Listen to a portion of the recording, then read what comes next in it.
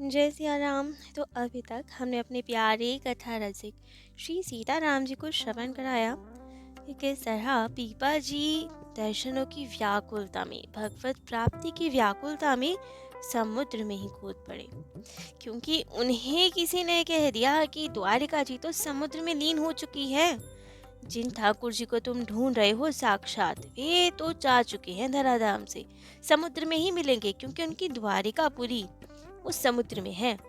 तो अब तो यही मन में बात बैठ गई कि श्री कृष्ण जिस द्वारिकापुरी में रहते थे वो तो समुद्र में है, अर्थात ठाकुर जी भी समुद्र में ही रहते हैं, वहीं मिलेंगे। तो बस कुछ और नहीं सोचा, दौड़ते हुए गए और समुद्र में कूद पड़े। और अब जब सीता सहचरी जी ने देखा कि ये क्या कर रहे हैं, कहाँ चले गए, तो वे भी तुरंत इनके पीछे भागी, लेकिन बचा नहीं पाई उन्हें। अब ये कूद गए तो पीपा जी के पीछे पीछे सीता सहचरी जी भी समुद्र में कूद गई। अब तो लोगों में चहल पहल कि कहाँ गए, लेकिन ये दोनों कहीं मिले ही नहीं। कई दिन हो गए लेकिन मिले ही नहीं। तो गए कहाँ ये? क्या डूब के मर गए? नहीं, ठाकुर जी के भक्तों का नाश नहीं हो सकता ऐसे। कृष्ण जी ने अपने सेवकों को भेजा, कहा कि लिवा के लाओ इन्हें, सादर लिवा के लाओ, और अपने महल में रखा। तो तुरंत समुद्र में बसी हुई द्वारिका में ही इन्हें ठाकुर जी के दर्शन हुए।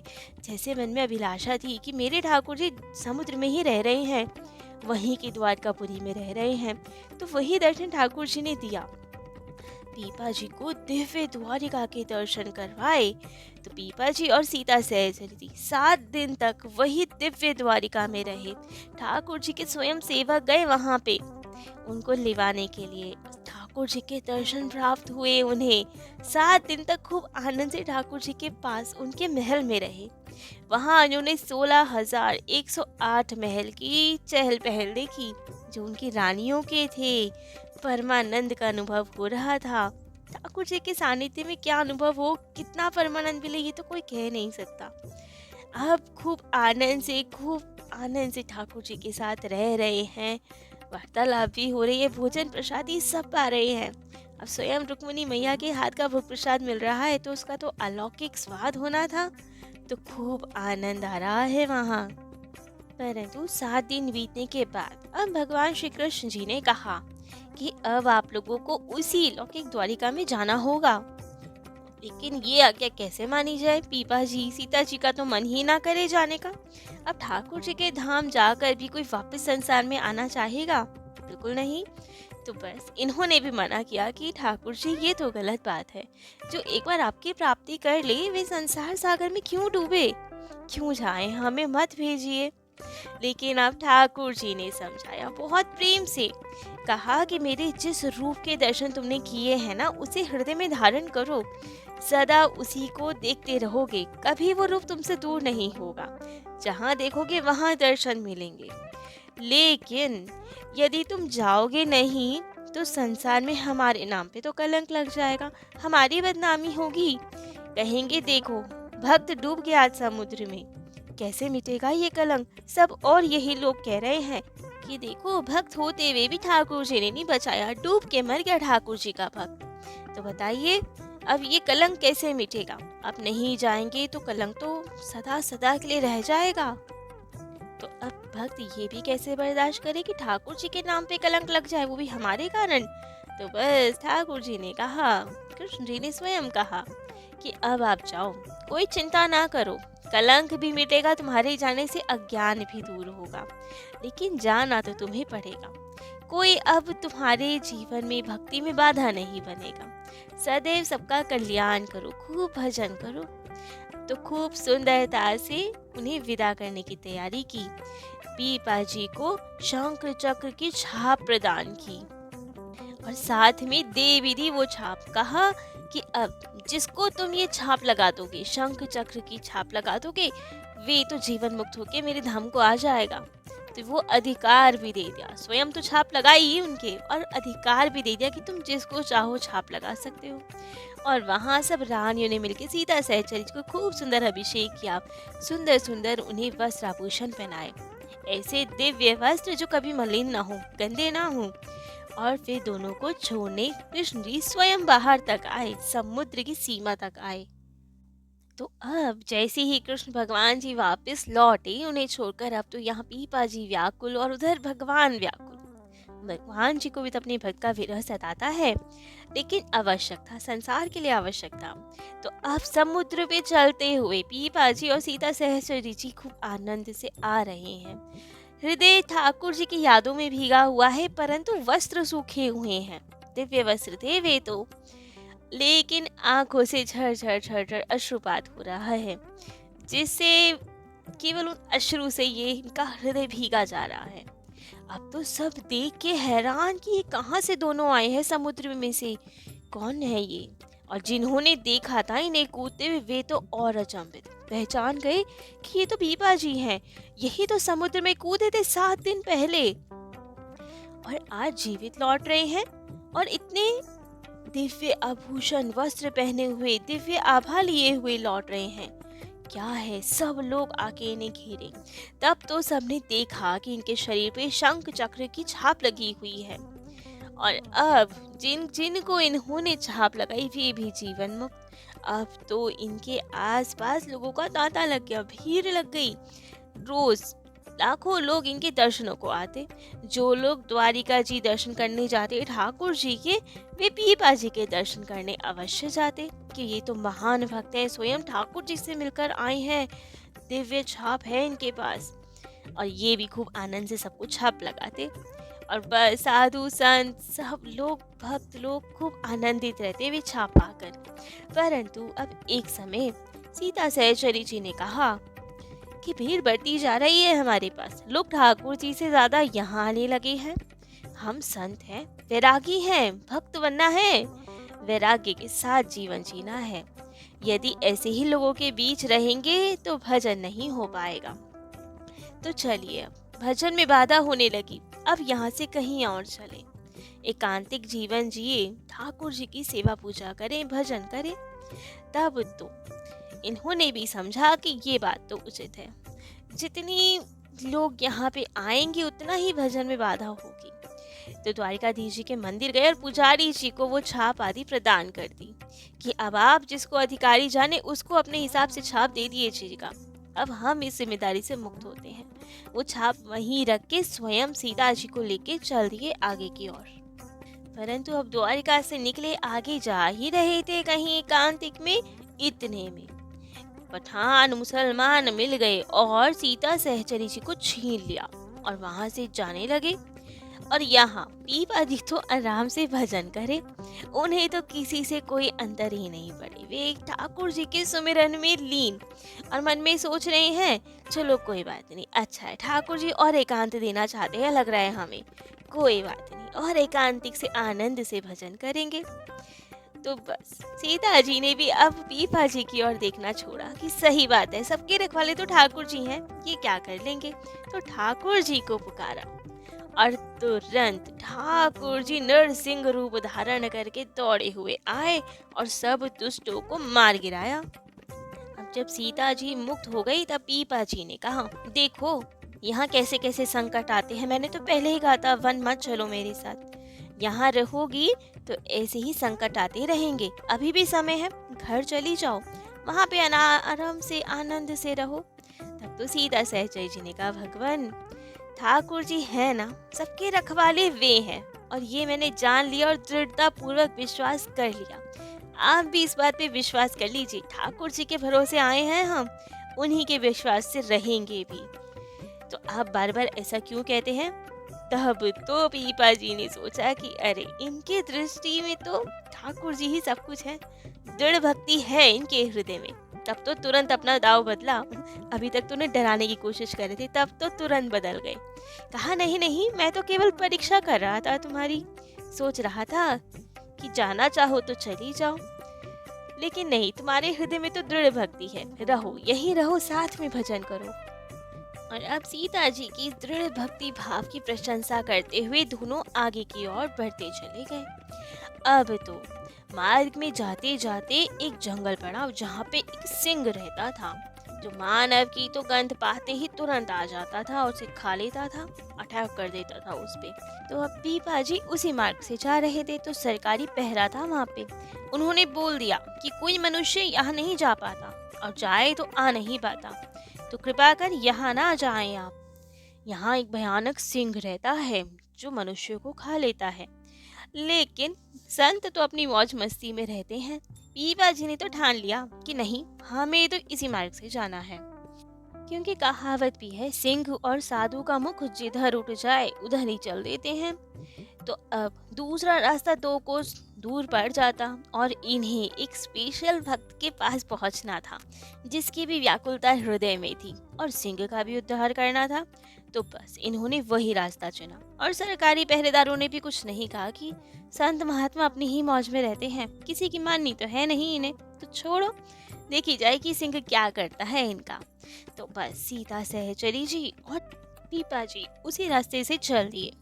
अब तो वो पहरेदार भी कि बड़े हटी है ना, कौन ही इनके पीछे पड़े, जाने दो तुरंत।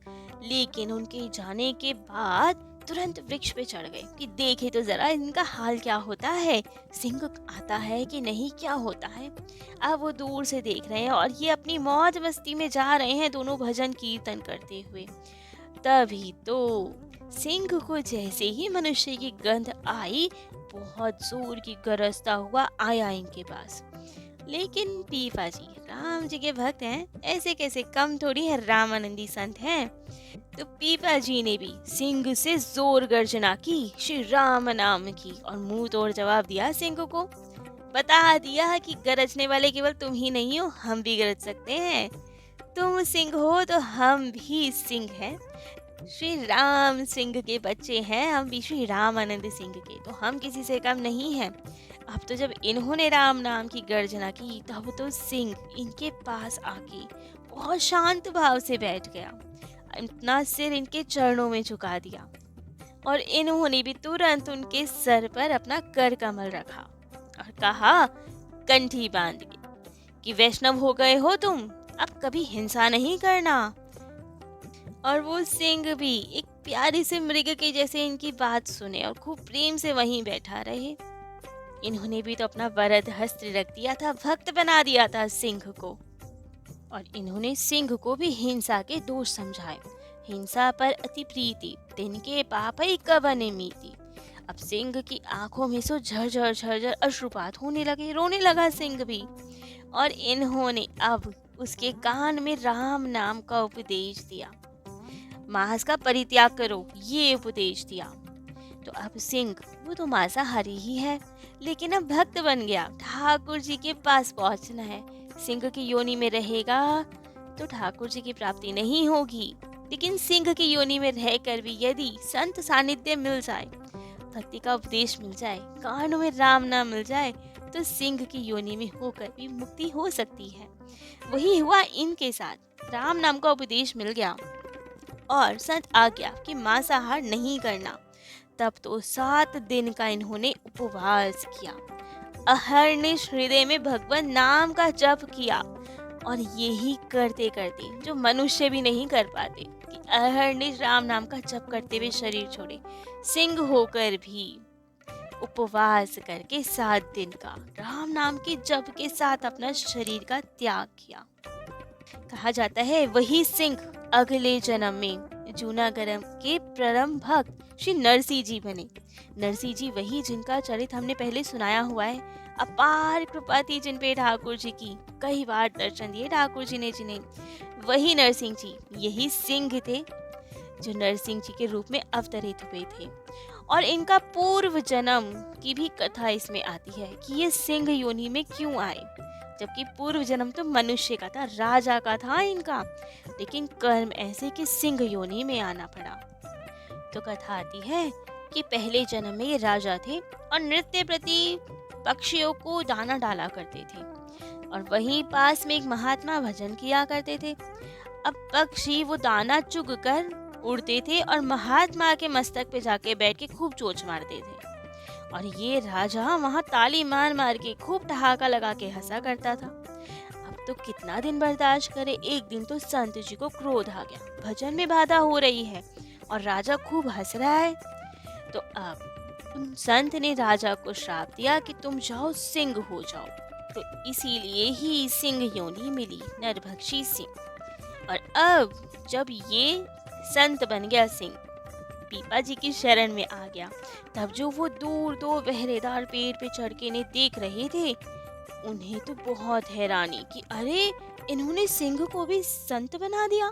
दौड़ कर गए, पीपा जी के चरणों में पड़ गई और उनसे उपदेश की प्रार्थना की, दीक्षा की प्रार्थना की। धीरे धीरे सबको पता चली ये बात, अपार भीड़ इकट्ठी हो गई वहां पे तो। और सबको पीपा जी ने भक्ति का उपदेश दिया। कहा कि सिंह अब साधु बन गया है, अब किसी को कोई भय की आवश्यकता नहीं है, खूब प्रेम से भजन करो। और अब वहां से तो दोनों दंपति आगे बढ़े। अब रास्ते में एक जगह पहुंचे, जैसे जगन्नाथ जी भगवान और बद्रीनाथ जी को बेत चढ़ती है, वैसे ही वहां पे भी भगवान को लाठियां भेंट होती थी। तो अब इन्होंने भी सुना तो सोचा कि हम भी ठाकुर जी के लिए लाठी ले चलें। तो अब इन्होंने दुकानदार से एक लाठी मांगी। उसने पैसे मांगे तो अब विवश था, क्योंकि ये तो हर चीज का परित्याग करके आए थे। इनके पास तो 1 रुपया भी नहीं था, कुछ भी नहीं था। तो इन्होंने कहा कि भैया पैसे तो नहीं है। तो दुकानदार ने झुंझला कर कहा, बाबा जी याते मन नहीं रुके, कहाँ ले कीजिए, धन बिन मिले न वस्तु, राम राम रस पीजे। अर्थात कि धन के बिना कोई वस्तु मिलती नहीं है, राम नाम का ही रस पियो आप, हम नहीं देंगे। और कहा ज्यादा ही जरूरत है लाठी की तो जाओ बसवारी में जाओ, वहां से काट के ले आओ लाठी और चढ़ा दो। बसवारी अर्थात जहाँ पे बांस के खूब पेड़ वेड़ हो कि वहीं से काट लो और जाके चढ़ा दो भगवान जी पे, बिना पैसे के हम तो नहीं देंगे लाठी। तो अच्छा, पीपा जी के मन में आया चलो ठीक है, बंसवारी में से लेना है ना, अर्थात बांस का जंगल एक तरह का, तो कोई बात नहीं यहीं ले आते हैं उन्हें। और अब ठाकुर जी की लीला भाई, भक्त को मना कर दिया लाठी देने से, तो बस अब तो ठाकुर जी ने लीला प्रारंभ की और उस दुकानदार की दुकान में रखी सभी लाठियां हरी हो गई, सब की सब वहीं जम गई। सब में से शाखा पल्लव फूटने लगे, अर्थात उसमें से जड़ें निकलने लगी, उसमें और डालियां निकलने लगी, उसके पत्ते आने लगे, मतलब वहीं बंसवारी बन गई, सारी लाठियां हरी हो गई। तो अब ये चमत्कार देख के तो दुकानदार चरणों में पड़ गया। अरे भगवान हमें क्षमा कीजिए, हम जानते नहीं थे संतों का प्रभाव कैसा होता है। आपको जितनी लाठियां चाहिए उतनी लाठियां ले लीजिए, परंतु मेरी बाकी लाठियों को जैसे का तैसा कर दीजिए। तब तो पीपा जी ने कहा कर तो देंगे पर एक शर्त है। उन्होंने कहा जो आप कहें सब स्वीकार। पीपा जी ने कहा साधु संतों से पैसे नहीं लोगे, बिना पैसे के ही दे दिया करो, वो तो ठाकुर जी का भजन करते हैं। तो अगर ये शर्त मानो तो तुम्हारी लाठी पहले जैसे कर दे, क्योंकि अब तो ये बसवारी हो ही गई है, हम यहीं से काट के ले जाएंगे। तब तो वो चरणों में कि आप जो कहें सब स्वीकार है, पुरानी लाठियां ही दे दो हमें, अब हरी मत करो, इन्हें पेड़ मत बनाओ। तब तो पीपा जी ने खूब कृपा की और सारी लाठियां पहले जैसी हो गई और वो दुकानदार भी इनका शिष्य बन गया। पीपा जी ने भी उनका हृदय भी हरा करके खूब भक्ति का रस प्रदान किया, भक्त बना दिया उस दुकानदार को। तो ऐसी अद्भुत कृपा थी पीपा जी की, अद्भुत चमत्कार थी, अद्भुत भक्ति थी उनके हृदय में कि ठाकुर जी भी लीलाएं करते थे उनके लिए। और कौन कौन सी लीलाएं होती हैं पीपा जी के चरित्र से, भक्तों को और क्या क्या शिक्षाएं मिलती हैं, ये सब हम अपने प्यारे कथा रसिक श्री सीताराम जी को कल श्रवण कराएंगे। आज के लिए इतना ही। जय जय श्री सीताराम।